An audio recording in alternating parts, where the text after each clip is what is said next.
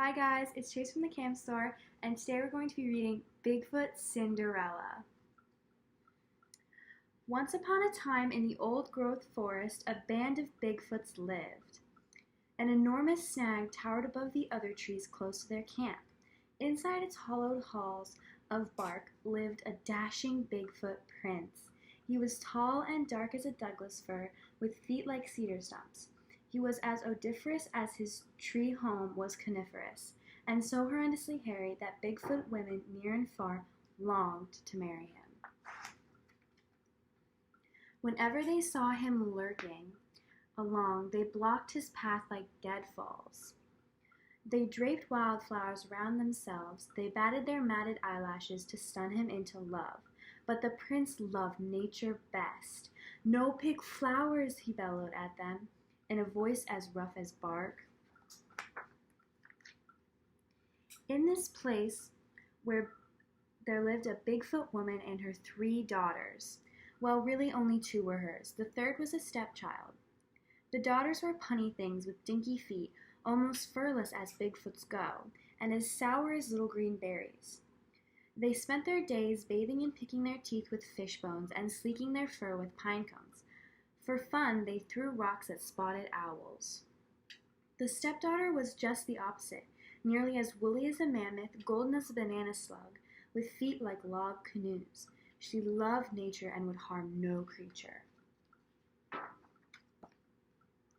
Her stepsisters despised her, and they made her work. Although her name was Ella, they roared at her so much that everyone called her Urrella. Urrella, fix fire. Urrella, catch fish. They forced her to comb her fur and stick wildflowers in it. If she tugged them out, they put back twice as many. In spite of this primping, Urrella was sooty from the fire and stinking with fish. So they teased her like stinging mosquitoes. "You beast," they laughed and held their noses. "You positive freak! You absolute freak!"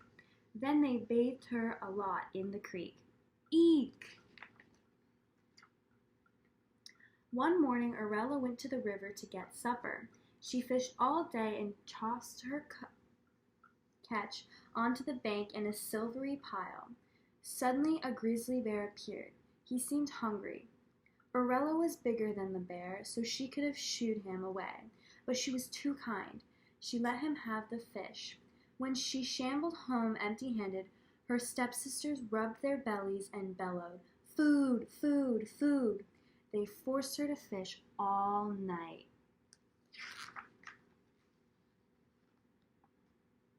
Now every year the Bigfoot Prince gave a great fun fest. There were gifts and food and games like Jump the Fire, Bear Cave, Hide and Seek, and Hurl the Hemlock. But log rolling was the favorite. This year, whichever woman rolled the prince off a log and into the river would become his wife. Urrella's punny sisters hoped to dunk the prince. "When me snag putrid furball prince, me rule whole tree place," yelled the older one. "Me pick all flower," the younger one grinned. Then they bellowed together, "Power, power, power." So they smoothed their pitiful fur, then, spruced up with wildflowers and wearing fine bark clogs to grip the log, they clomped to the festival. "Me go too?" Urrella hollered after them. She adored to sweat and win at games. Her stepsisters hooted so hard they fell down. "You stay, catch plenty fish. We catch prince." How Urrella longed to go. Sadly, she stared at the river. She saw a fish jump. She made a wish on the fish. "Me wish go fun fest. Me wish dunk prince." "Heartfelt wish is true wish," growled a gruff voice, "and so you go." Urrella spun around. She was staring at a bear, the very one she had given fish. "Who you?" she asked. "Me, your berry godfather." Urrella was overjoyed, then underjoyed. She mumbled, "Me not got no bark clogs to keep on log. Feet's too big." "No be bug brain," snorted her godfather. He swiped the air with a paw, and instantly an enormous pair of clogs appeared. Urrella tried them on. They fit perfectly. Then the grizzly waved a paw over her, and poof! The wildflowers she wore were dust. He patted and matted her fur, and it tingled like the very forest floor. She boomed, "Thanks," and gave him a crunching hug. "Be back sundown," he warned, "or you be like sisters. Make you, no furry and smelly, but plenty flowery." Orella wasn't worried. She had lots of time. She skipped off, shaking the whole forest as she went.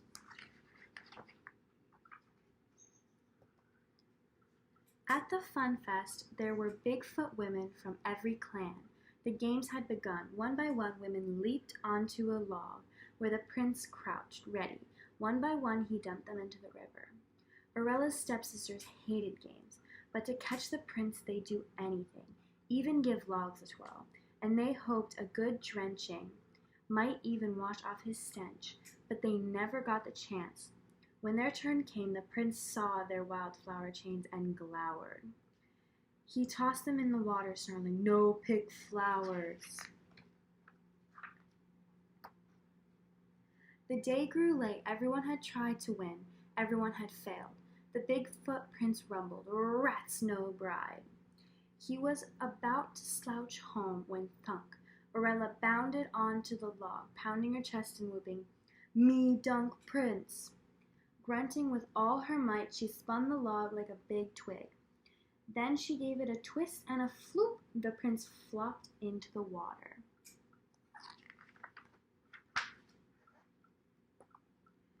There was a stunned silence. The Bigfoots were slow-witted, so it took them a while to figure out what had happened. When at last they began to chant, "Burr-ride, burr-ride, burr-ride." The sun was setting.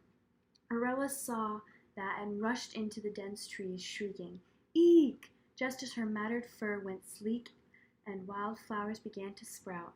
The prince lurched from the water, dripping and crushed. His dream woman, shaggy as the forest floor, smelly as a fish, and strong, was gone. Scratching his craggy head, he slumped down on a boulder. "Drat, drat, drat," he gnashed his mossy teeth. "Where'd my stinking beauty go?" Then he saw one big bark clog.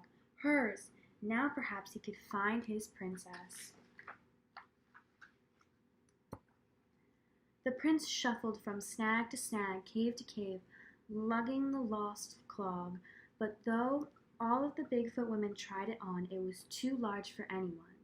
The moment he reached Orella's cave, her stepmother and stepsisters pounced on the prince, wrestled the clog from him, and jumped into it eagerly. Their feet were so small, they all fit in it at once. Then Orella bounded up, yelling, me try, me, me." She did. After her foot fit the clog like a seed in a pod, when she pulled out its mate, the Bigfoot prince knew he'd found his bride. He thumped his chest and roared with joy. The stepsisters roared too, in tantrums. They yanked up some wildflowers and saplings, but their mother kicked the prince black and blue. Soon there was a rowdy wedding in the old growth forest. Everyone was invited, even Orella's stepmother and stepsisters could come if they followed these rules carefully. No pick flower, no pull tree, no kick royal family. The end. So now we're going to make a crown for our craft today. So what you're going to need are scissors, a stapler, and construction paper. So you guys can pick whatever color you guys have at home, and I'm going to pick red. So you want to fold it in half like a hot dog, so this way.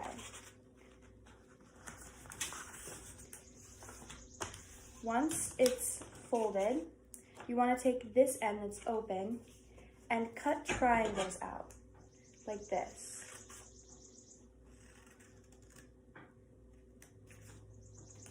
And you'll have these cut out and you'll have these divots. And just go along the whole entire piece of paper and cut.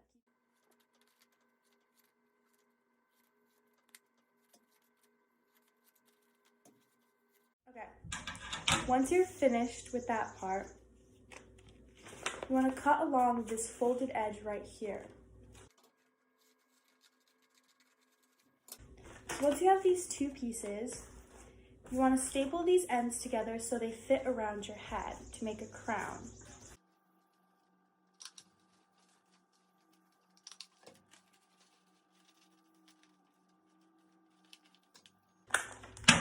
So once you have your crown, you can decorate it with markers or stickers, whatever you guys have at home. You guys can draw Bigfoot on there, you can draw anything you want. Flowers, forest animals. So enjoy your crown. See you next time.